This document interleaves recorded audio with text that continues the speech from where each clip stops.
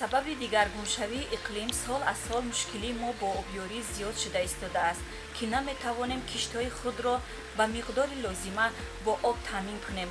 Ягона роҳи наҷот ин сарфаи об аст. Барои ҳамин 1 сол мешавад, ки ман дар ҳавлии худам системаи обёрии қатрагинро насб кардам. ин таҷҳизот ба мо ҳангоми об додан ба сабзавотҳои барвақтӣ дар гармхонаҳо кӯмак мекунад.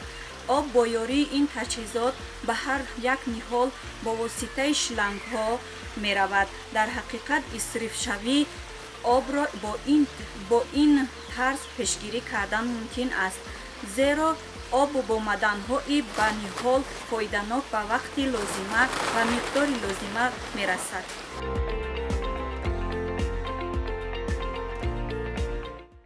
об чакра бо оҳиста зери ниҳол рехта истодааст, ки ягон зарраи об ба сӯи дигар рафта ба беҳудагӣ сарф намешавад. барои ҳамин ҳар як ниҳол ҳамон чизеро ки барои растиш лозим аст мегирад.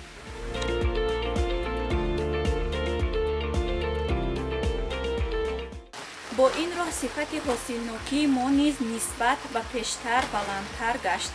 дар як мавсими гармхона бо усули обёрии қатрагин мо тавонистем 100 литр обро сарфа кунем ва қариб 300 килограмм помидор ба даст овардем.